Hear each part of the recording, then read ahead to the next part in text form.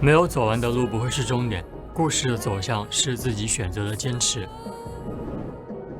这个故事的开头还算不错，相信过程，相信自己走过的路。那些最激动人心的冒险，从来不是单枪匹马的挑战。 과거는 잊으세요. 내일이 새로운 시작입니다. 내 경기가 새로운 도전이네요. 我们愿意为胜利付出许多代价，改变只是其中之一。 어떤 사람이든 현재에 만족하지 않고 어떠한 사람이든 제자리 걸음을 하지 않는다. 过去的荣耀就存留在记忆中，这一抹红色要照亮未来。 为之付出的心血越多，收获的果实才越甘甜。赛场上的事怎能尽如人意？我只想追求无愧于心。保持微笑，胜利总会专顾你。在尝过赢得一切的滋味之后，你绝对不会甘心做第二名。尖矛和利刃是勇者的武器，也有最坚硬的盾和扬起风帆的大旗。如果翻不过这座山， 他们就听不到你的故事。这个故事的结局将由我们来谱写。为了无悔，为了胜利，为了站在世界这边。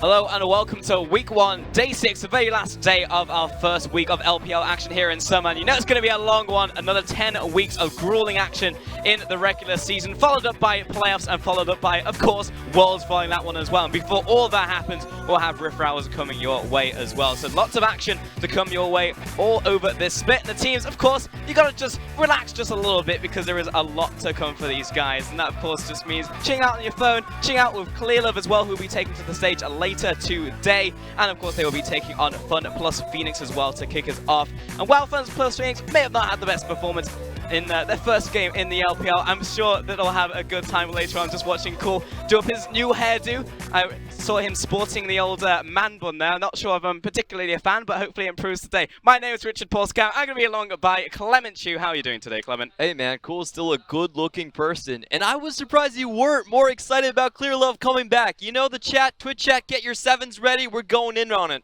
Hey, you've got to like downplay it just a little bit, and then when he eventually hits the stage, that's when it's going to actually explode, because the audience behind is absolutely packed, because Clear is going to be here as well later today. But for sure, there's going to be a lot of action happening today, but we need to take a look at the standings and see how the league has been shaping up so far, because there has been absolutely a couple upsets happening so far. See at the top of the table, nothing really too confusing. You've got Rogue Warriors up there, you've got EDG as well in the Eastern Conference, but then, Clement, what's happening in the rest of the board? You can see that WE 0-1. What happened there? The big thing is TOP taking down WE. Now, TOP only won 3 series in the last split, but they're getting off to a good start. And WE are playing today. Can they gel with Condi back on the roster is the big question. Oh yeah, it is a big question. However, I will say that the curse is continuing. If you play in your studio for the first time, you're going to lose. And I know that later just today... Just an LPL thing. Just an LPL thing. And we have RNG and JD Gaming actually going toe-to-toe later today. So one of those teams has to lose, but we'll obviously get into that more later today. But we do need to take a look at the schedule. So I've already spoiled it. I've already told you the final game. But we'll be kicking off the day with Edward Gaming taking on FunPlus Phoenix. I'll be followed by WE and Snake. And then, of course, we'll end the day with RNG and JD Gaming. And our matchup of the week will be WE versus Snake, the traditional team versus the non-traditional team. Still running an AD carry for WE, but Snake going for quadra banners and a support in the mid lane. Actually, double support. So a lot of interesting things to see that clash of styles. Oh yeah, a lot of innovation going on in the LPL, Clement, and it just doesn't really stop, does it? I mean, it will just keep on coming your way. But if you want to know more about the LPL as well, there's lots of articles being written. I know a certain person next to me as well has been putting those up there, talking about Mako. You got anything to add there, Clement? Well, Mako is the mastermind. He's the best shot caller in the LPL, and to find out exactly why, you can read the article. Exactly. Find more about it over at LOL Esports. You can check that one out. And also, we need to talk about an event happening in just a couple of weeks from now, always at the end of week 1, which means that Rift Rivals just 3 weeks away. And just as a refresher for the teams actually going to that event, because I know it's been a while since the spring split, coming out of the Eastern Conference, we actually have RW, a team that you need to get well acquainted with very quickly. They're going to be joined as well by RNG and Invictus Gaming. So you didn't manage to see them last time around because they unfortunately didn't make it out of the spring split. But you'll get to see them over in Rift Rivals. So that will be very interesting in just a couple of weeks coming. Yeah, definitely. LPL hyping themselves up for the region, and it is happening on our home turf in Dalian. Yep, and we already know even if it's not on our home turf, we'll still win things. So now it's on our home turf. I think there's absolutely no chance. You know, I feel like that's a fair thing to say. But let's go ahead and talk about our first matchup of the day. It is FPX taking on EDG. Now, on one side, I feel like FPX maybe haven't gone all together yet. I know some teams have been more adaptive than others. I know Snake is definitely one of them. But on the opposite side, you have EDG, a team very much with their style together, Clement. And I think people need to be acquainted with what they do and what has made them so successful so far. We classify them as a mid-game tempo team. And this means in the ban pick, they don't really pick for counter picks, and they don't pick for the late game 5v5. What they're looking for is a winning bot lane that they can siege with and global abilities. And what those two things do is that they help set up tempo. They're always the first to set up a team fight on the map. They set up these traps at objectives, and they ask you to walk into them. That's what they're best at, and that usually does happen in terms of the mid-game style right there. And a big thing about them is that they do play with their global abilities incredibly well. You talk about Scout, his best champion is the Talia. You talk about Mako, his best champion are the Tomcat and the Shen support. So this is a very dynamic team, a very fast-paced team. They are, for sure. You're just talking about the T. I'm not sure if he's going to get his hands on that one nowadays, considering he's banned all the time, and also junglers are going to be coming after that one as well. But it's also about how they set up for those team fights, right? You're talking about how they set up for tempo and momentum, but when they actually set up correctly, sparks will fly in game. Yep, and you can see this right here. EDG had their own bush named after them. That pixel brush is known as the EDG Death Brush in the LPL. That's where they get the majority of their kills. They do like to set up around this place, force you to walk into them, and you could just see Scout's Talia right there cutting out the reinforcements coming out from Rogue Warriors. This is the strategy that helped them win over Rogue Warriors in the semifinals. Yeah, absolutely no escape from them, but we've got to take a look at their opponents as well today. It will be FPX, and as we were just saying, doesn't feel like they've got all of their style together just yet, being 0-1 on the week, but FPX, they do have some good things going for them. We actually take a look at the alliance, and we're going to jump back to EDG for a second. Bray in the top playing Clearlove in the jungle. It's Clearlove, raise your sevens, and Scout in the mid lane with, of course, iBoy and Maker rounding out the bottom lane. On the opposite side, it will be Gimgoon, Shinyi, Cool, LWX, and Crisp, the guy that we really have to talk about, Clement. Yep, Crisp is the FPX new star behind Cool. They're pushing him as this really hyper-aggressive and very gifted mechanical player. We've seen his performance on the first set. He was very good on the Alistar, and the team trusted him enough to give both of their blue side first picks over to that champion.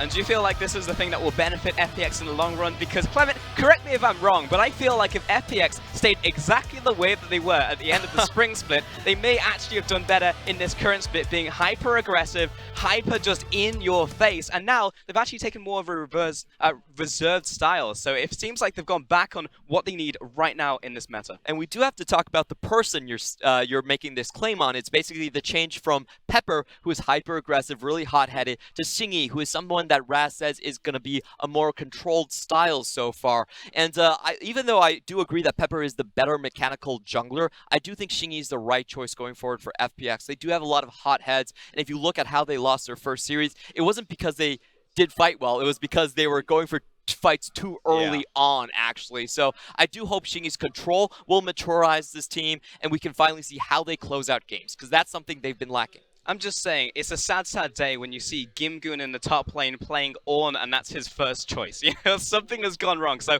I want to actually see him actually bring some fire back to the table. We're about to send it to the casters, but before we go, we're going to hear from iBoy, of course, talking about trash talk.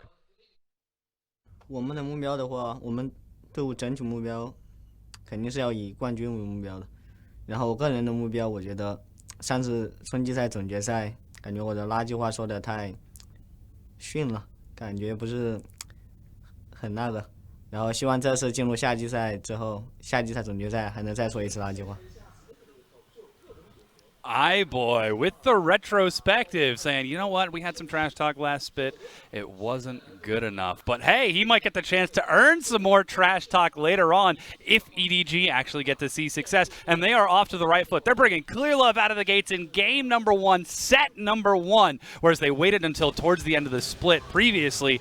This is going to be hype as heck. You can see the fans are already in the arena, and Edward Gaming seems like they know they didn't go to MSI. They know they weren't the best team in spring. They're already taking steps to rectify that. Yeah, it's interesting to see a team that got so far. Remember EDG, a machine, a juggernaut of the LPL.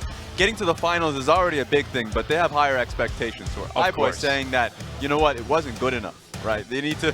He's specifically talking about the trash talk, and I understand that. But just going up against RNG and then losing in that fashion was quite unfortunate for them. It's almost as if there's a bit of subtext in that. Like, it was good, but it wasn't quite good enough, you know? And now we've got iBoy and Mako making their way back on stage. They're going to be playing against LWX and Crisp today in this matchup against FPX. And we have to talk about this. FPX was the brawler team. They were the chaotic team. They started to find some maturity once they brought Cool towards the second half of the spring split.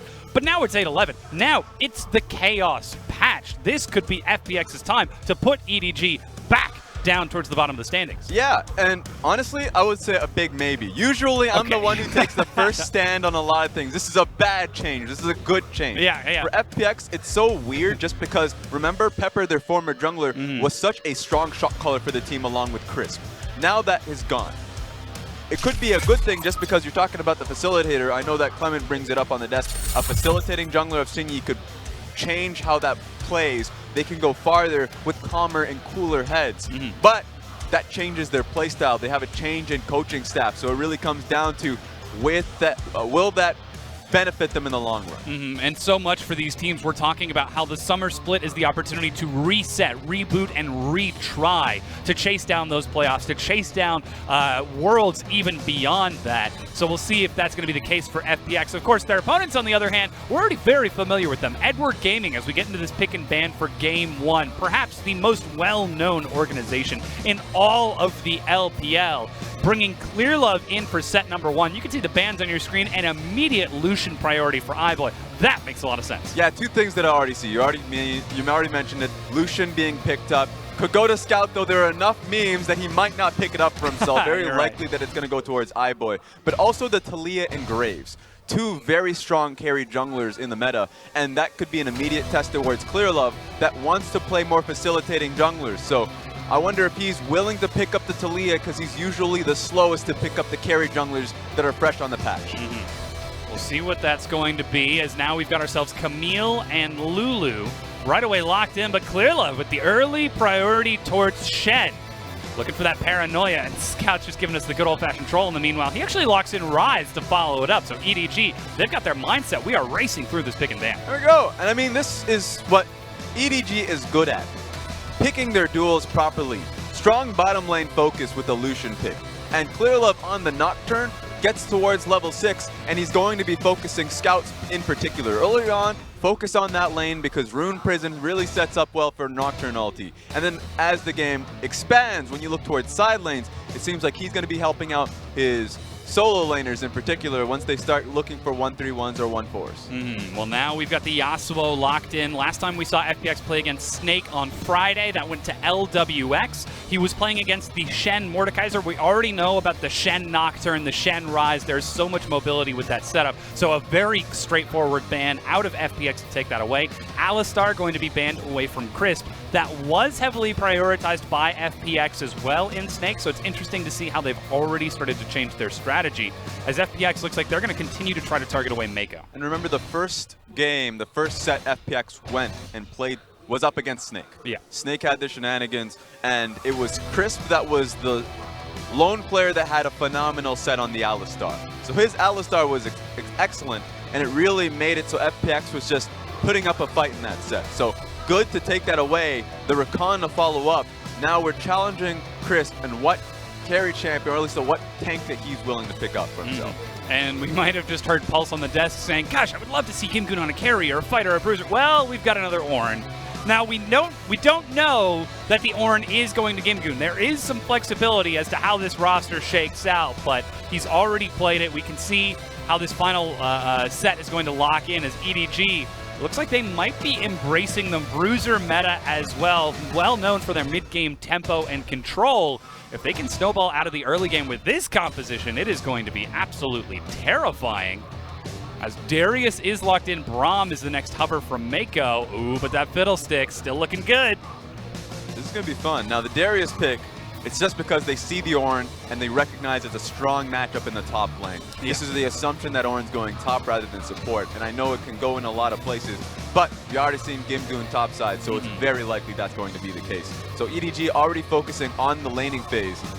Wonder what the mid lane pickup for FPX is going to be, because remember, Lulu can go support, can go mid lane. Those are the only two lanes that I'm looking for with that pick. It's the same thing with the Yasuo. We've seen Cool take it into the mid lane. We've seen it played by LWX. Yeah, but Cool is not, historically he's been the weakest Yasuo that we've had. So he's been working on it, but the confidence, you need the confidence to be able to pick up the Yasuo. He doesn't have it for himself, so it's very likely going to be going to LWX. Yeah, perhaps taking a page out of Doinby's book with that Cassiopeia performance that we saw just earlier this week out of Rogue Warriors. It was a 2-0 out of Doinby on that champion, so Cool will be looking for a similar setup as he's going up against the Noxian Executioner, the headsman himself, scout on that Darius in the mid lane. Meanwhile, we've got ourselves a Yasuo Rise in that bottom, and it is going to be swapped over. There we go. Ooh, the last second swap. There it is, Rise in the mid lane with Darius going top. All right, that's pretty slick. Remember, it's usually globally 20 seconds in which you got to look at it, but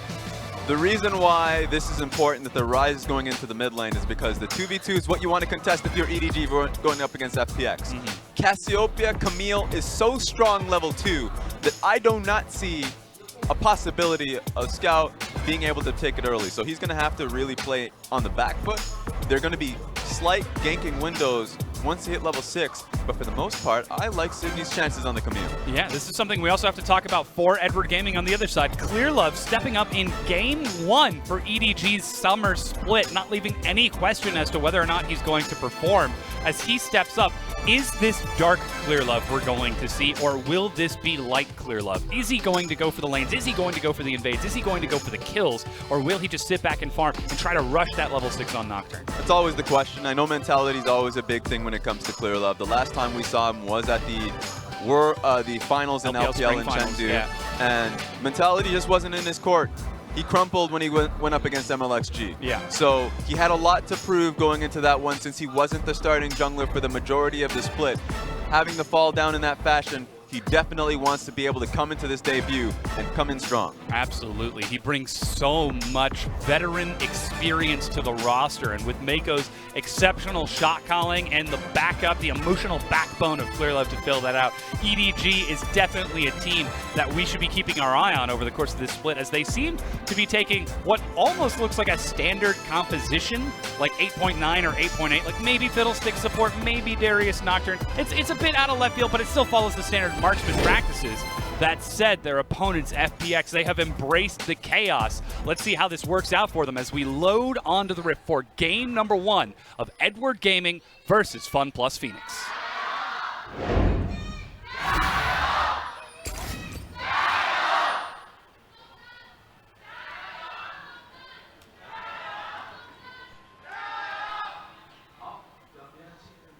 Now we've got ourselves that standard 5v5 lineup. You can hear the crowd already chanting the EDG fighting signs. Still looking as proud as ever, as this is one of the oldest organizations in the LPL right now, and taking on the newcomers of FunPlus Phoenix and trying to show them why they've been in the LPL so long, why EDG has seen so much success. Because again, their motto, prove them wrong with results. They failed to get first place in spring. Well, now it's time to see those results. Prove us wrong. Why did that happen, and can you recover? Yeah, I mean, EDG has always had high standards for themselves, so going up against a team that's so hungry in FPX, you still have to be as on top of your game as possible. Yeah. So FPX are definitely the team to challenge you in the laning phase, so it's going to be a really nice matchup to see if EDG can still come out strong in the early laning phase. Clement talked about how a lot of EDG's game playstyle is based off early laning phase into the mid game. So if they fall early, that's when you really put in questions for this team. Well, we've got a double red start from both of the junglers and 2 early wards into that bottom side river. You can see Shinyi's trying to rush through and take that very early bottom side Scuttle Crab, even double wards from FPX on that top side river. Yeah, Camille is the scariest jungler level 2 just because her level 2, once she takes blue buff or red buff, just 1 buff into Scuttle Crab, she is so strong in her game. Yeah. Just because hook shot into flash will get most mid laners. So Scout respects it. He doesn't have the wards to protect himself, but he's under tower, so he doesn't need the wards. Bottom lane had placed a wonderful ward, so had they pressed it in the lane, that they would have been able to back up in time. So far, so good coming out of EDG. We're seeing FPX pushing up in that mid lane, pushing up in that bottom lane. They're trying to control these lanes very early on as LWX actually steps forward and iBoy eats a big hit from Crisp. As Crisp is looking for the Glitter Lance already, this wave is pushing in. iBoy hasn't missed too many CS, but here comes the wave, plus constant pressure from FPX to control this bottom half of the map means that that early game pressure that we wanted to see out of EDG could be stemmed a bit. Yeah, usually you look towards the double range matchup and think that they have a proper laning matchup.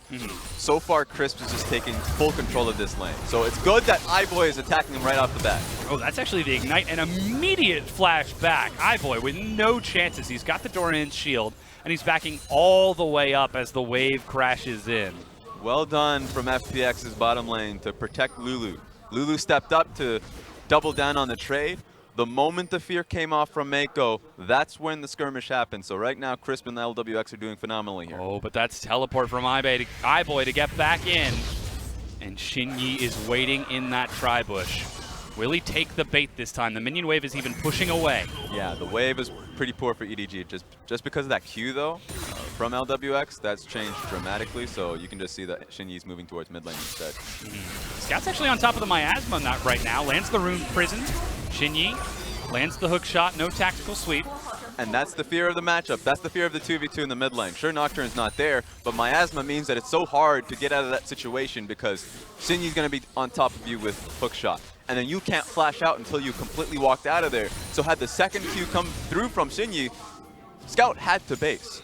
So right now he's in a pretty good spot just because he was able to get out of there in time. And again, we have to bring up Shinyi playing in the LDL in the spring half of the year, now coming in to play with FPX, previously of Chaogu and Jingdong with Kabe and Doinbi, so he's very familiar to the 2-3-man gank squads. That's the strategy that Jingdong effectively created for themselves that allowed them to see success. And you know what, Shinyi, a storyline that not a lot of people are going to be able to see for themselves. He has a lot to prove for himself. He has a lot riding on his mentality, just because even when he went to the LDL, there was poor performances there from the team as well. Triumphant Song Gaming, no one will know them, but they were a team that had high expectations, bringing on major names for the team, and they still couldn't get out of their own group stage.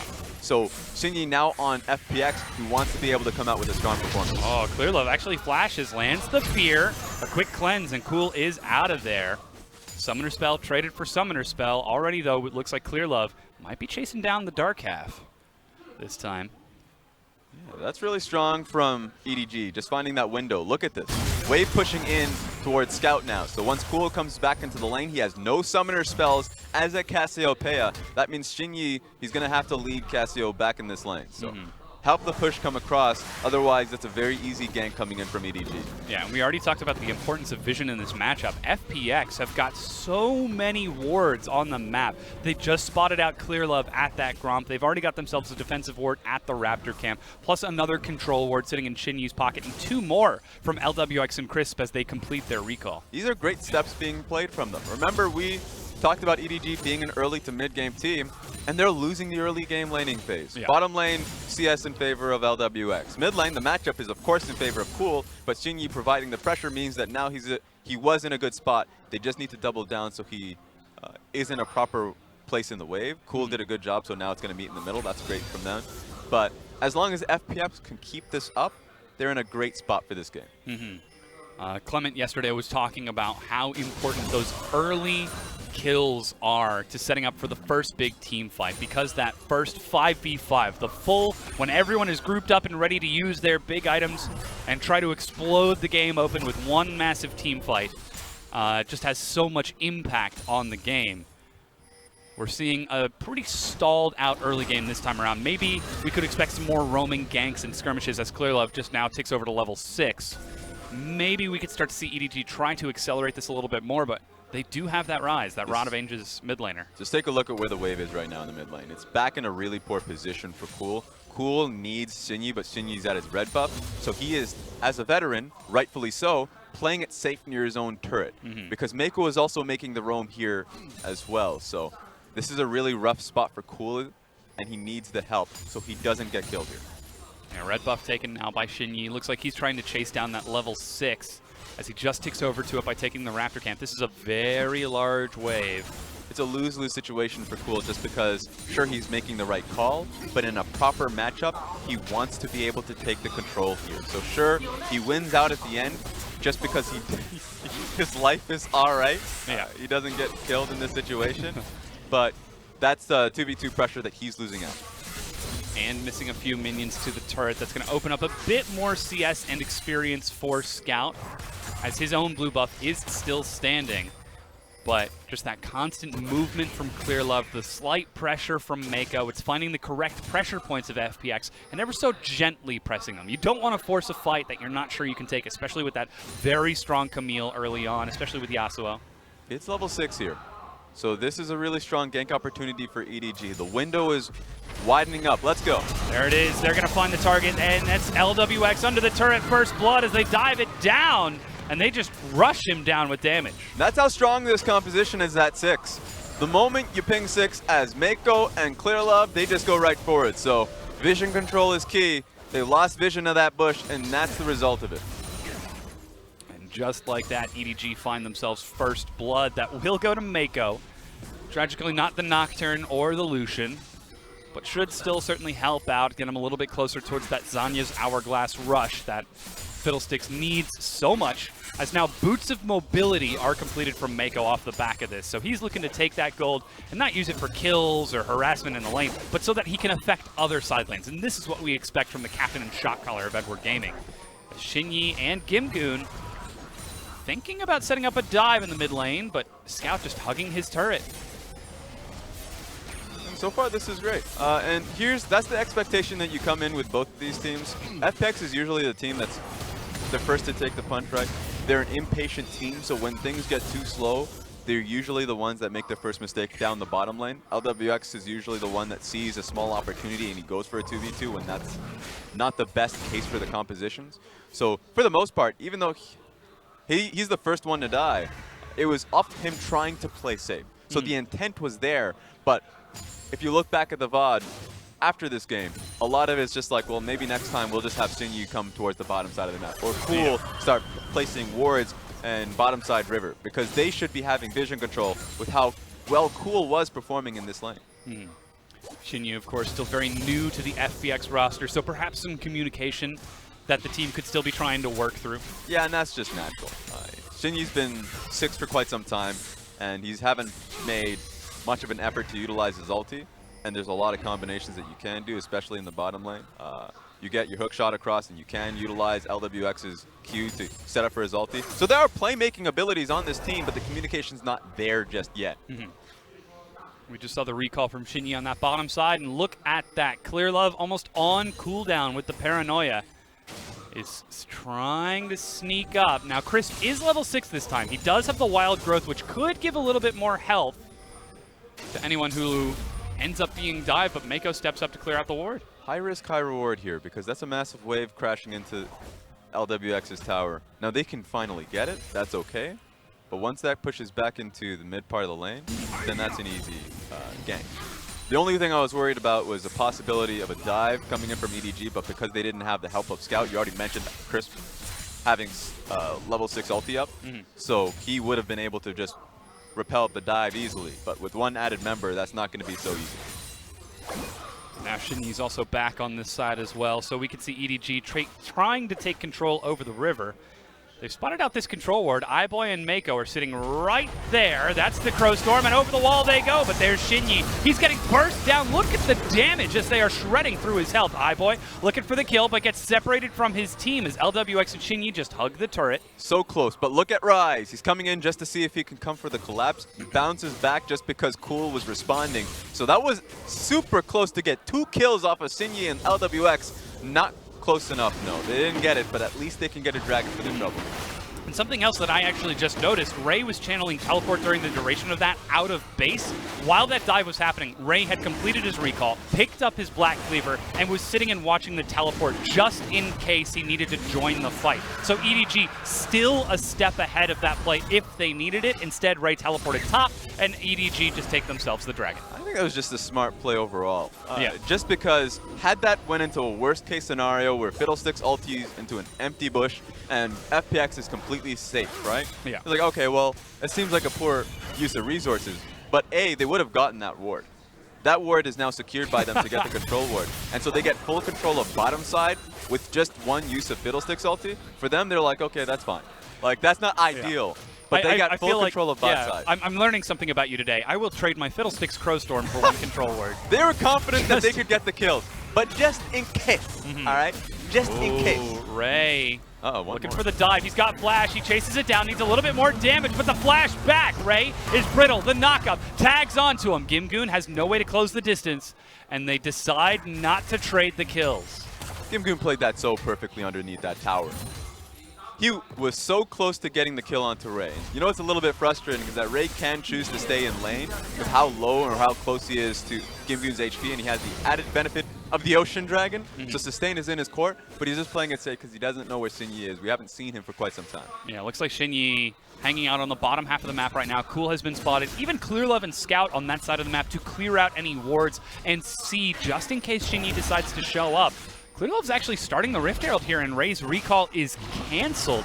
They just spotted Shinyi on the bottom half by that Tribush as he stepped up to clear the wards. So not only is that pay clearing out the control ward, the play that we saw earlier, clearing out the control ward, it's also paying off in later vision, and EDG still are capitalizing on that. That's what I would say is a breath of fresh air when you see EDG play again. Because for the full week, we've been seeing teams like Snake, FPX earlier on as well in the same game. And a lot of the times when they find themselves with a small lead or when they recognize it's the enemy junglers on the opposite side of the map, they're never prepared or never in position to find a quick response, be it in Raptor camp or just in topside pressure. This time around, it's almost immediate. So Clearlove getting the Rift Herald for himself, suddenly what can FPX do off of that? They're now suddenly on the defense, just waiting to see where Clearlove will go with that Rift Herald. And already it's opened up a 1,500 gold advantage for EDG. Despite a bit of a rough early laning phase, things have finally stalled out a little bit more, and we're starting to see them take an advantage. We'll see where Clearlove decides to go. He's got a lot of mobility on which lane he decides to affect with that Paranoia. Plus, there's the follow-up teleport from Scout, and even iBoy if they wanted to try a 4-stack or even a 5-stack. Yeah, I would say that Clearlove's 2 lanes that he can go towards are mid lane and bottom lane. He's currently stationed mid lane, and that's fair, actually. He's just recognizing the poor base time for Cool. They must have just seen the recall, yeah. And Rift Herald is used. Scout's going to start prepping the wave. And Shelly breaks down the mid-tier 1 for first brick. I believe that gold did go to Scout, though Clearlove did get the kill credit for it. Yeah, 15 minutes into the game, mid lane tower down.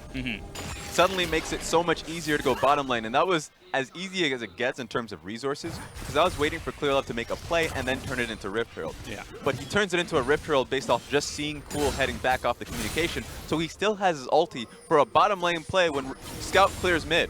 And this has always been the EDG playstyle. Give them an inch and they will take a mile as they are starting to open up this game. And FPX, all of that early movement, all of that early rotation that we saw out of Shinyi, out of Cool, suddenly seems to have slowed down, and now it's FPX who seem to be on the back foot. But this is to be expected, and if I'm looking towards FPX as a team, while Gimgoon's taking a phenomenal trade, what the heck? Yeah, it really is. Ray is trying. FPX have a stronger scale and composition in team fights with Lulu, Yasuo, Cassiopeia, and Ornn. So it's very clear what they're looking to do, and even if we're looking towards bottom lane being the point of contention, if Cool makes the proper roam, gets there in time, which he's been doing a good job at tracking Scout this time around, then they can challenge EDG's play and make it so much easier to utilize their composition just off of a proper fight for themselves. So FPX knows what the next step is, and they're playing it rather well around Cool to make it work. Look at the control wards coming in from Crisp. So he's been on the ball in this one. Trying to reclaim control over the bottom river on that side of the map. That said, it's always a scary strategy when your plan is scale into the late game with a Cassiopeia Ornn against the mid-game tempo control team of EDG. There's an inherent step. I want to get to the top of that building. How do you do that? Well, you have to go through Godzilla. And I appreciate the composition. It's actually looking like it's working out for them because they are only just a few thousand gold behind EDG. They're maneuvering around and starting to put EDG a little bit on the back foot on this bottom half of the map, knowing that Infernal Dragon is spawning. But if their strategy really is wait for Cool and Gimgoon to scale up, it seems quite risky against Edward Gaming. Well, I think the comp itself was really well structured from Coach Achani. I think Achani did a great job in making it so that they had early game responses while still getting to the late game goal. So that's why the CS advantages were forming up. And sure, EDG is going to have the level 6 comp ready for themselves, but they're the ones on a timer. They're the ones that have to make it work in this dive or in the next one. They're based around their cooldowns, and if it doesn't work, FPX can and will run away with it. So that's why I think both teams have been playing well to their composition thus far. Well, the wave is starting to push in, and ClearLove is down here as well. 4 members of Edward Gaming and Teleport ready from Ray. FPX pushed bottom to try and take the tier 1, but it's EDG who just group up and do the exact same play FPX were trying to do, but successfully. Yeah, and I was looking to see if Cool would be able to respond to that one, but he just wasn't able to. I think strong play from EDG as a whole to just roll through the bottom side, take every control ward, and just force LWX off the tower. So with how clean this game is being played, FPX are going to get more desperate. That's just going to be a thing. Look at how much is being taken by this team. Yeah, historically that's been the problem for FPX. When they find themselves getting desperate, they take these reckless fights to try and turn the game around. But can you afford to do that against Edward Gaming, who are starting to finish off some items? Blade of the Ruined King done for iBoy. Scout's got his Staff of the Seraphim stacking up. Let me give you a time limit on this one. I think a time limit when I feel like FPX are going to draw the line. Okay. Where's that time limit? Technically there's no time, but it says next dragon is going to be Infernal. So there we go. That's a bit of a cheat. That's the one. No, that's good. That's like 5-6 minutes. There we go. So double Infernal for me is just going to be a point where FPX are going to draw the line at that point. It's going to be at the same time when LWX will have at least an extra BF sword to his name, and when Cool will have, I would say, finished up his stacking of his tier. So if you get yourself a stacked Seraph, you can look to contest that. I think that's good enough for FPX to at least try and challenge EDG's composition. Because the major fear is the fact that they are mid-range. They're fairly low in range, while Cool can kite that back. Now we see the lane swap out of Edward Gaming. They're looking for the top tier 1. FPX seem to have predicted the play, sending 3 bottom to trade a 1-for-1, perhaps even a 1-for-2. Ray is going to try and hold the fort, but there's no one to defend with him. Like you said, though, he is up against 3 mid-range champions. I think FPX are in a good position. Remember, Gimgoon has Ornn ulti, so if EDG decide to continue to push forward, strong enough base damage to clear the next wave. So FPX gets themselves a tower, and even though it's answered thoroughly, they're going to be able to get to the next objective faster just because they're basing right now.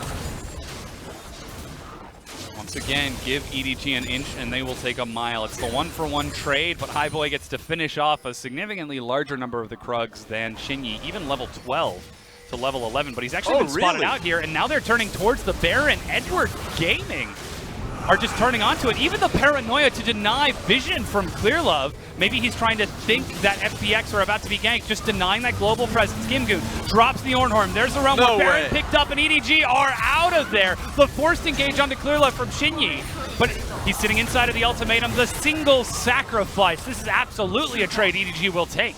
That's ridiculous. I expected EDG to base off that. But they said that we recognize FPX are going to be... Boy, you should have seen the ward coming, man! Not paying attention, perhaps window shopping. You can see he cracks the knuckles. Bit of a mistake as he gives over that kill. Suddenly, this trade might not be quite so worth it as FPX break down the tier 1. Nah, this is FPX trying to take as much as they can before EDG get back onto the map. So this is really cool just to talk about that play coming through. Unless if EDG want to do this. Rosestorm, the chase, Scout and Mako catch up. And they find the kill onto LWX. Plus there's more bouncing. Cool. trying to flash away. Another one from Crisp in order to escape Mako. Gets the Terrify. Darkwind is going to start bouncing. Look at the damage. It's not enough. Raise Apprehend will finish off Crisp.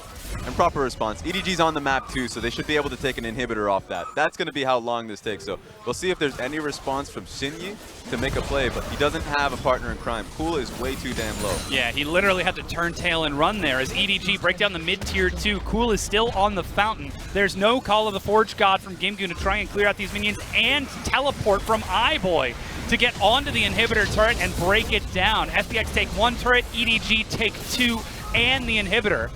Oh, they might not be able to finish it off. FPX, this is the chaos we were talking about. The fight breaks out. iBoy kiting around the side. Great knockup, but look at the damage that they're doing. LWX dives into the back, but 3, now 4, nearly 5 have already died, plus the calling onto Crisp as he runs to the fountain. This could actually be game res. Yep, that's what happens if you keep taking fights when you don't have the members to back you up. So EDG, 2 fights, and they take the win. Turning onto the first Nexus turret and the second and the Nexus. Edward Gaming, in game 1 of their return to the LPL in summer, take the win against FPX. Well, that happened way too quickly. What the hell was that? All right. So let's just calm down there, Matthew McConaughey. Okay, you know what? Clearlove is like, did they really take these 2 fights for us to get the game like that? End the game. Oh my goodness. I mean, I was kind of joking a little bit about it earlier, saying, you know, that one team fight is so important. When you get that first 5v5 and everyone's all stacked up, it can turn the tide of the game. It actually ended the game. And it was just one small error that we had seen, because FPX, it started with an FPX advantage. Yeah. They feel like they got the tower and proper tempo based off that push. They come back onto the map, and EDG say, yeah, we're actually just not basing. We're not taking that step. We're literally taking Baron. Who does that? Yeah. And they were able to do it because they had Scout with his ulti, with his Realm Warp. So they got most of the members out of there with the Baron. Yeah. And the issue with that was that FPX are saying, okay, what can we get off this? Because they're going to have to base, they have stragglers. They got 1 straggler. They thought they could get an extra tower. Yep. That extra bit of greed paid off in the end for EDG because Mako flies in with the ulti. Yeah. So it's just teams trying to fight back for tempo, and it's EDG that come out ahead. Absolutely. Coming out swinging in that game 1 as they just smash apart FPX. I mean, it was a great attempt from FPX to try and lash out real quick before they would have to sit back and go on the defensive. They've got the Yasuo with the wind wall. They've got that Cassiopeia for clearing out minions. The defense wouldn't be too terribly difficult from them, but they just did not get a chance to because EDG just ran them down. When you face top teams, one thing you have to start to learn is when you cut your losses, that trades are going to happen at the end of the day. Yeah. And if you lose Baron like that, I think going for iBoy was great. I think that was a great idea. That was very creative. But then pushing forward for the extra tower, remember, people had quickly based off of Realm Warp as well. So then that's the line. That's where you draw the line and say that we actually should cut our losses and look to defend the Baron coming at us. It didn't happen, and that's where it kind of lost for them. Yeah, bit of a tragedy for FPX. We'll see if they can recover. We'll hear from our analyst to break down that Game 1 EDG win. Thank you, Mr. Dom. And while that was an explosive ending, I want to take it back to the start and talk about the draft actually coming out from FPX. Now, Clement, you and I were actually pretty unanimous on FPX having the superior draft here. Definitely, if you play it out into the late game, it's actually incredibly hard for the short-range damage dealers for EDG to do anything. You have to run into a Cassiopeia, you have to run into an Ornn, and most importantly, we felt like FPX also had the early game control with the counter pick on Cool on his Cassiopeia against the Rise and a more explosive combo, pre-6 combo with the Camille as well. So this should have been a very set and steady game plan from FPX. You control the scuttles, you win the pre-6 early games, and then you go into big 5v5s where you have the advantage. Now, what actually happened in theory is not what happened in practice when we actually look at the game itself. And Clement, we were actually looking towards the mid lane. It's actually pretty difficult to replay this because it was lots of small micro mistakes actually coming out of FPX, which gave information to EDG and eventually led to their downfall. Yeah, the big thing here is if you look at the CS scores, Scout was never really far behind, and he actually lost his first flash on the first gank. Now, why did that happen? What happened was Shingy and then Cool did not push the wave back in together. In fact, Clearlove got both Flash and the Cleanse away from Cassiopeia, and what we saw on the map was incredibly intelligent. Scout managed to freeze the wave on his side of the river. He brought it down. Yeah, he brought it down. He took 150 damage, but he managed to freeze the wave very close to his tower. And what this happened is it set off an entire chain reaction of events. Cool had to walk up past river, and he signaled super hard where Camille was on the map. He had to flank to the bottom side. And once we saw that, the wave was actually kind of destroyed in the top lane. Gimgoo no longer had a safe passage because his jungle was in all essence shown on the map. He had to roam from his map, had nothing to do, expend a teleport to go back into the top lane, and from all this time, Clearlove was farming up a storm on FPX's own side of the jungle. So that one small mistake, that one greed where Shingy and Cool did not push the wave in together after getting a successful gank,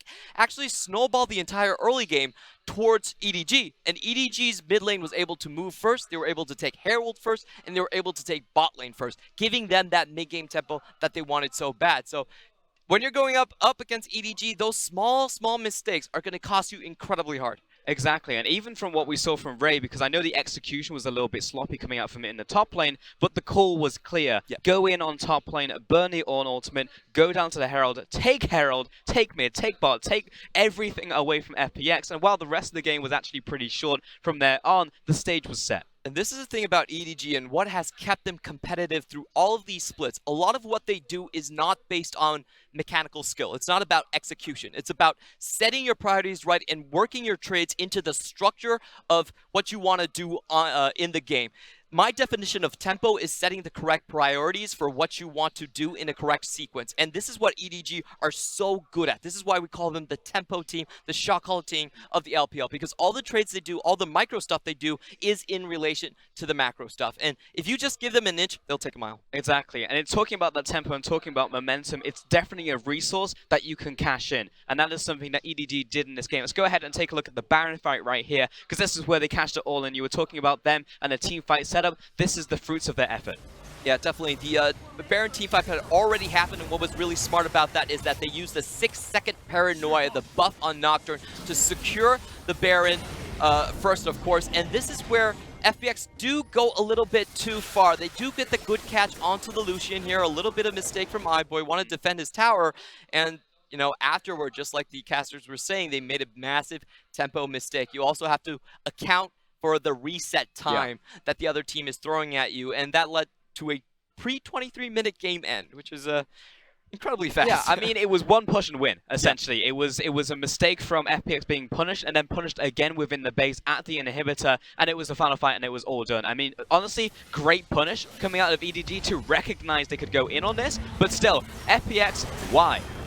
Yeah, this is their only, their last shot. They're kind of down a member already, and when they go in, you can see the ultimate Yasuo was a bit slow. It wasn't followed up by anything, so a bit of you know, disconnect right there. I think a lot of it actually does have to do with the paranoia and how powerful it can be in the team fights. But at this point, it was, you know, they were on their last ropes. It was kind of a final ditch effort to save their base, and with that crumbling down, the game just went away. It definitely was a last-ditch attempt coming out there for sure. I feel like a lot of this, though, was coming off of the vision coming out of like the mid lane, because we were talking about the fact that we had to see the mid lane feint towards the bottom side, which gave up the Camille's position. Whether those wards came out of Mako, and Mako will actually take our MVP for this game as well. And I do feel like a lot of this does come off the shot calling, and also Mako gonna be the guy at the helm for a lot of those plays. The coolest thing about a lot of those plays is you could actually read EDG's pings on the map and tell what they were thinking about. When they froze that wave against the Cassiopeia, they were pinging on him, and they also pinged where Camille might be. So you can definitely tell